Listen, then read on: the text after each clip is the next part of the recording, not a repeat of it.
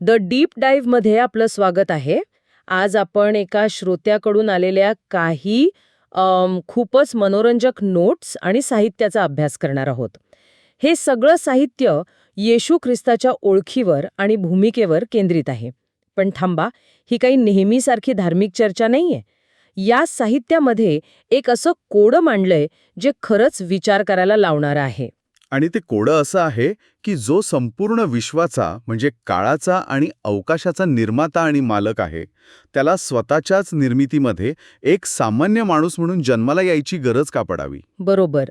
आणि फक्त जन्मालाच नाही, तर काहीतरी वारसा हक्काने मिळवण्याची गरज का भासावी? हो, हाच मुद्दा आहे. जे आधीच त्याचं आहे ते परत मिळवण्यासाठी एवढा सगळा खटाटोप का? अगदी. हाच तो विरोधाभास आहे ज्याच्या भोवती ही सगळी चर्चा फिरते असं मला वाटतं. या साहित्याचा उद्देश हाच शोधण्याचा आहे. तर चला या कोड्याची उकल करायला सुरुवात करूया. नक्कीच. येशू हा केवळ एक ऐतिहासिक व्यक्ती नाही किंवा फक्त एक संदेष्टा नाही. तर तो स्वतः निर्माता देव आहे, जो एकाच वेळी सर्व ठिकाणी सर्व क्षणी उपस्थित असतो. हो, आणि ज्याच्यामुळे हे संपूर्ण विश्व टिकून आहे. आणि याच दाव्यामुळे पुढचा मुद्दा अधिकच नाट्यमय वाटतो की नाही? कसा? या लेखनातून असं दिसतं की जो सर्वस्वाचा मालक आहे तो स्वेच्छेने स्वतःला काय म्हणतात त्याला रिकामा करतो.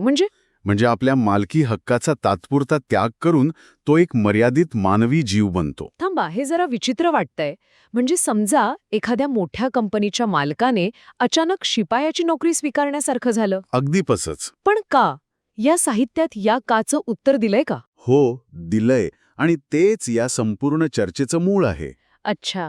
त्याचं कारण असं दिलंय की जे आधीपासून त्याच्या अधिकाराने त्याचं आहे तेच त्याला आता वारसा हक्काने मिळवायचं आहे. वारसा हक्काने? हो. यात सिंहासनाचा वारसा आहे, न्याय करण्याचा अधिकार आहे आणि सर्वात महत्वाचं काय? वधस्तंभावरील आज्ञापालनामुळे येशू हे नाव मिळवण्याचा वारसा आहे. ही एक प्रकारची कायदेशीर प्रक्रिया पूर्ण करण्यासारखं आहे. ओके, म्हणजे त्याच्या कृतीला एक आदर्श म्हणून स्थापित करण्यासाठी. अगदी बरोबर. अच्छा, म्हणजे हा केवळ एक भावनिक निर्णय नाहीये, तर त्यामागे एक मोठं कायदेशीर आणि तात्विक कारण आहे. हो. या साहित्यात मसीहा किंवा अभिषिक्त या शब्दाची फोड पण केलीये. त्याच्या 3 भूमिका सांगितल्या आहेत: संदेष्टा, याजक आणि राजा. बरोबर. या भूमिका या मोठ्या चित्रात कशा बसतात? याला जर आपण अगदी सोप्या भाषेत समजून घेतलं तर संदेष्टा म्हणजे आरसा दाखवणारा. हो. तो लोकांच्या चुका, त्यांचं पाप ते त्यांच्यासमोर ठेवतो आणि सत्याची जाणीव करून देतो. ठीक आहे. आणि दुसरी भूमिका याजकाची? दुसरी भूमिका आहे याजकाची. याजक म्हणजे जखमेवर मलम लावणारा. जे लोक आपल्या चुका कबूल करतात, पश्चाताप करतात, त्यांच्या पापांची किंमत चुकवण्यासाठी तो स्वतःला अर्पण करतो. आणि तिसरी भूमिका? राजाची. राजा म्हणजे अंतिम निर्णय देणारा न्यायाधीश. जे लोक पश्चाताप न करता चुकीच्या मार्गावर चालत राहतात त्यांचा तो न्याय करतो. या तिन्ही भूमिकांमधून त्याची मसीहा म्हणून ओळख पूर्ण होते. वा. आरसा, मलम आणि न्यायाधीश हे उदाहरण एकदम चपखल बसते. हो ना? ठीक आहे. म्हणजे येशूची ओळख आणि त्याच्या भूमिका आता स्पष्ट झाल्या. पण या सगळ्याचा कळस म्हणजे वधस्तंभ. बरोबर. या साहित्यात वधस्तंभाकडे केवळ एक दुःखद घटना म्हणून नाही पाहिलंय, तर एका पुराव्यासारखं पाहिलंय. हो. हे ऐकायला खूपच वेगळं वाटतंय. नक्की काय सिद्ध करतो हा पुरावा? इथेच तर खरी गंमत आहे. वधस्तंभ हा केवळ एका व्यक्तीच्या मृत्यूचा पुरावा नाही, मग तर तो देवाच्या चारित्र्याचे 4 महत्वाचे पैलू सिद्ध करणारा एक कॉस्मिक इव्हेंट आहे, असं हे साहित्य सांगतं. 4 पैलू कोणते? पहिला आणि सर्वात महत्वाचा पुरावा आहे देवाचं प्रेम. आदामच्या चुकीमुळे मानवतेवर जे दंडाचं ओझं आलं होतं, हो, त्याची किंमत चुकवण्यासाठी देवाने दुसऱ्या कोणाला नाही तर स्वतःलाच सादर केलं. यातून निर्मित जीवांना हे कळतं की त्यांच्या निर्मात्यांनी त्यांच्यासाठी किती मोठी किंमत मोजली आहे. म्हणजे पापाची किंमत स्वतः देवच चुकवतो. हा झाला प्रेमाचा पुरावा. पण बाकीचे 3 पुरावे कोणते आहेत? दुसरा पुरावा आहे देवाच्या आज्ञांचं वजन. आज्ञांचं वजन? हो. याला समजून घेण्यासाठी एक उदाहरण घेऊ. समजा एखाद्या देशाचा राजा, तो स्वतःच वाहतुकीचा नियम मोडल्याबद्दल तुरुंगात गेला. हे पाहून लोकांना काय वाटेल? त्यांना कळेल की देशाचा कायदा किती गंभीर आहे, कारण तो मोडल्यास खुद्द राजालाही शिक्षा होते. बरोबर. तसंच काहीसे इथे आहे. जेव्हा पापाची किंमत स्वतः देव चुकवतो तेव्हा देवाच्या आज्ञा किती गंभीर आहेत आणि त्या मोडण्याचे परिणाम किती भयंकर आहेत हे संपूर्ण विश्वाला दिसतं. वाव, हे उदाहरण तर थेट भिडणार आहे. म्हणजे कायद्याचं महत्त्व पटवण्यासाठी राजाने स्वतः शिक्षा भोगली. अगदी. ठीक आहे. प्रेम आणि आज्ञांचं वजन. तिसरा आणि चौथा पुरावा काय आहे? तिसरा पुरावा आहे देवाचा न्याय. पित्याने पापाची क्षमा करण्यासाठी आपल्या पुत्रालाही सोडलं नाही. यातून हे स्पष्ट होतं की देवाचा न्याय किती निष्पक्षपाती आहे. तिथे कोणतीही वशिलेबाजी चालत नाही. पापाची शिक्षा अटळ आहे हा संदेशातून मिळतो. आणि चौथा पुरावा आहे सैतानाचं दुष्टपण. ज्या सैतानाने देवाची आज्ञा मोडायला सुरुवात केली, त्याने शेवटी देवालाच ठार मारून आपल्या विद्रोहाची परिसीमा गाठली. यातून हे उघड होतं की पापाचा अंतिम परिणाम काय आहे. तो थेट जीवनाच्या स्रोतावरच हल्ला करतो. म्हणूनच पाप समूळ नष्ट होणं गरजेचं आहे हे या घटनेतून सिद्ध होतं. प्रेम, आज्ञा, न्याय आणि पापाचा अंत म्हणजे वधस्तंभ हा या 4 गोष्टींचा एक जिवंत जाहीरनामा आहे असं म्हणायला हरकत नाही. बरोबर आहे. या न्यायाच्या मुद्द्याला पुढे नेत या साहित्यात म्हटलंय की पित्याने न्यायाचा सगळा अधिकार पुत्राला दिलाय. असं का? याचं कारण असं दिलंय की लोकांनी पित्याप्रमाणेच पुत्राचाही सन्मान करावा. हो, कारण पुत्र जो स्वतः निर्माता आहे त्याने निर्मित जीवांची पातळी स्वीकारली आणि मानवी दुःख अनुभवलं. त्यामुळे तो न्याय करण्यासाठी सर्वात योग्य ठरतो. अच्छा. पण गंमत म्हणजे हा न्यायाचा अधिकार त्याला वारसा हक्काने मिळालाय. आणि यात 2 प्रकारचे अधिकार आहेत. 2 प्रकारचे. एक म्हणजे स्वतः वधस्तंभ सहन करण्याचा अधिकार आणि दुसरा म्हणजे जे पश्चाताप करत नाहीत त्यांना अग्नीच्या दोहात टाकण्याचा अधिकार. म्हणजे त्याने दुःख भोगलं म्हणूनच त्याला न्याय करण्याचा हक्क मिळाला. तंतोतंत. या साहित्यातला पुढचा मुद्दा तर मला आजच्या काळात खूपच महत्वाचा वाटला.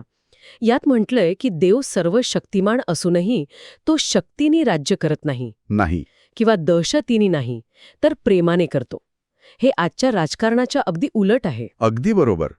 आणि यामागचं कारण इच्छा स्वातंत्र्यात दडलेलं आहे असं हे लेखक सांगतात. इच्छा स्वातंत्र्य? हो. याला आपण एका आईवडिलांच्या उदाहरणातून समजू शकतो. ते आपल्या मुलांवर धाक धाकून जबरदस्तीने अभ्यास करायला लावू शकतात. पण त्यामुळं मुलाचं मन बदलत नाही. तो संधी मिळताच अभ्यास टाळेल. खरंय. पण जर त्या मुलाला प्रेमाने समजावून शिक्षणाचं महत्त्व पटवून दिलं तर तो स्वतःहून अभ्यास करायला लागेल. तो बदल कायमचा असेल. म्हणजे दबावाखाली आलेलं स्वातंत्र्य हे खरं स्वातंत्र्य नाही, कारण आतून बंड करण्याची शक्यता कायम असते. अगदी. म्हणूनच देव वधस्तंभातून आपलं निरपेक्ष प्रेम दाखवतो. हे प्रेम पाहून निर्मित जीव भीतीने नाही तर कृतज्ञतेने आणि स्वेच्छेने देवाच्या आज्ञा पाळायला लागतात. आवडीचं स्वातंत्र्य टिकवून त्यांना योग्य निवड करण्यास प्रवृत्त करणं. आता आपण आदाम आणि येशू यांच्या तुलनेकडे येऊया. हो, हा एक महत्वाचा भाग आहे. या साहित्यात या दोघांची थेट तुलना केली आहे आणि येशूला शेवटचा आदाम असं म्हटलंय. यात काय दडलंय? याला जर आपण मोठ्या चित्रात पाहिलं तर देवाने पहिल्या आदामला एका विशिष्ट कामासाठी नेमलं होतं. आणि या साहित्यात एक मनोरंजक उल्लेख आहे की एदेन बाग ही हॅडिसमध्ये होती. 1 मिनिट. इथे हॅडिस हा शब्द आलाय. याचा अर्थ नरक असा घ्यायचा का, की याचा काही वेगळा संदर्भ आहे? नाही, चांगला प्रश्न आहे. या साहित्यात हॅडिस या शब्दाचा अर्थ मृत्यूचे क्षेत्र किंवा अधोलोक असा घेतलाय. अच्छा. जिथे आत्मिक अंधार आहे. नरकाच्या अग्नीची संकल्पना इथे नाहीये. तर या अंधारलेल्या क्षेत्रात देवाने एदेन नावाची एक प्रकाशाची जागा बनवली होती. ओके. आणि आदामला तिचं पापापासून रक्षण करण्यासाठी तात्पुरता कारभारी म्हणजे स्टीवर्ड म्हणून नेमलं होतं. हो. पण तो अयशस्वी ठरला. अच्छा, म्हणजे आदाम एक कारभारी होता. मग येशूची भूमिका काय होती? इथेच सगळ्यात मोठा फरक आहे. येशू शेवटचा आदाम म्हणून येतो, पण तो केवळ एक कारभारी नसतो. मग तो वधस्तंभावरील मृत्यूपर्यंत देवाच्या आज्ञांचा पालन करून यशस्वी होतो. या आज्ञापालनामुळे तो केवळ एदेन बागेचा नाही तर संपूर्ण काळ आणि अवकाशाचा. हो, संपूर्ण काळ आणि अवकाशाचा मृत्यू आणि हॅडिस सकट मालक म्हणजे ओनर बनतो. हा कारभारी आणि मालक यांच्यातला फरक आहे. म्हणजे आदाम भाड्याच्या घरातला केअरटेकर होता, तर येशू त्या घराचा मालक बनला. वाह, तुम्ही एकदम बरोबर उदाहरण दिलं. मग याचा न्यायाच्या अधिकाराशी काय संबंध आहे? संबंध खूप खोल आहे. तुम्ही ज्या गोष्टीचे मालक नाही तिचा न्याय तुम्ही करू शकत नाही, बरोबर. आदाम केवळ एक कारभारी होता म्हणून त्याला अंतिम न्याय करण्याचा अधिकार नव्हता. पण येशू आपल्या आज्ञापालनाने संपूर्ण निर्मितीचा मालक बनतो. आणि मालक असल्यामुळेच. हो, आणि मालक असल्यामुळेच त्याला आपल्या मालमत्तेचा म्हणजेच संपूर्ण सृष्टीचा न्याय करण्याचा पूर्ण आणि कायदेशीर अधिकार मिळतो. वाह, हा मुद्दा तर या सगळ्या कोड्याला एका वेगळ्याच पातळीवर नेतो. पण मग या सगळ्या मोठ्या वैश्विक कथेचा येशूच्या अनुयायांसाठी काय अर्थ आहे? त्यांच्या भूमिकेबद्दल हे साहित्य काय सांगतं? या साहित्यानुसार ही कथा केवळ येशूपुरती मर्यादित नाहीये. अच्छा. जे त्याच्या पावलावर पाऊल ठेवून त्याच्यासारखंच आज्ञाधारक जीवन जगतात त्यांनाही वारसा हक्काने सिंहासन आणि न्याय करण्याचा अधिकार मिळतो. म्हणजे ते फक्त स्वर्गात जाणार नाहीत? नाही, त्याहून खूप जास्त आहे. ते येशूच्या न्यायाच्या कामात सक्रियपणे सहभागी होतील. ते स्वतःच्या जीवनातून हे सिद्ध करतील की देवाच्या आज्ञा पाळणं शक्य आहे आणि योग्य आहे.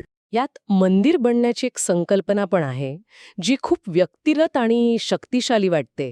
ती नेमकी कशी काम करते? हो, ही संकल्पना पारंपरिक कल्पनेला छेद देणारी आहे. या साहित्यात म्हटलंय की मंदिर म्हणजे कोणतीही विटा सिमेंटची इमारत नाही. मग काय आहे? जिथे देव आहे ते ठिकाण म्हणजे मंदिर. जेव्हा अनुयायी पवित्र आत्म्याचा स्वीकार करतात, ज्याच्याकडे येशूचं नाव आहे, तेव्हा ते स्वतःच देवाचं चालतं बोलतं मंदिर बनतात. म्हणजे देवाला भेटायला कुठे बाहेर जायची गरज नाही, तो आतच आहे. अगदी तसंच. जो व्यक्ती प्रत्येक क्षणी देवाला आठवतो आणि त्याचा आदर करतो, त्याच्यासाठी प्रत्येक जागा, प्रत्येक क्षण हेच मंदिर असतं. त्याचं संपूर्ण जीवनच एक उपासना बनतं. हो, त्याला कोणत्या विशिष्ट पवित्र जागेवर अवलंबून राहायची गरज उरत नाही. तर आजच्या या सखोल चर्चेतून आपण काही जबरदस्त मुद्दे पाहिले. नक्कीच. एक म्हणजे विश्वाचा निर्माता स्वतः एक निर्मित जीव बनला, कारण जे त्याचं होतं तेच त्याला एका वेगळ्या कायदेशीर हक्काने परत मिळवायचं होतं. आणि वधस्तंभ हा केवळ मृत्यू नाही, तर प्रेम, न्याय, आज्ञांचं महत्त्व आणि पापाच्या परिणामाचा अंतिम पुरावा आहे. आणि सर्वात महत्त्वाचं म्हणजे देवाचं शासन हे शक्तीवर नाही तर प्रेमावर आधारलेलं आहे, जेणेकरून इच्छा स्वातंत्र्य पूर्णत्वास जाईल. बरोबर. आदाम आणि येशू यांच्यातील फरक केवळ अपयश आणि यशाचा नाही, तर भूमिकेचा आहे. एक तात्पुरता कारभारी होता, तर दुसरा मालक बनला. हो, दुसरा अंतिम आज्ञाधारकतेद्वारे संपूर्ण सृष्टीचा मालक बनला. आणि हा मालकी हक्कच त्याला न्यायाचा खरा अधिकार देतो. या चर्चेच्या शेवटी श्रोत्यांसाठी एक विचार सोडून जाऊया. या साहित्यात म्हटलं आहे की देवाने याहवे या आपल्या नावाचं रूपांतर येशू या नावात पूर्ण केलं. हो, हा एक खूप मोठा दावा आहे. तर जर नाव हे व्यक्तीचा हेतू आणि चारित्र्य दर्शवतं, तर सृष्टीच्या आत केलेल्या एका प्रेमळ आणि त्यागपूर्ण कृतीमुळे खुद्द निर्मात्याच्या ओळखीचीच नव्याने व्याख्या होण्याचा अर्थ काय असू शकतो? यावर विचार करायला नक्कीच हरकत नाही.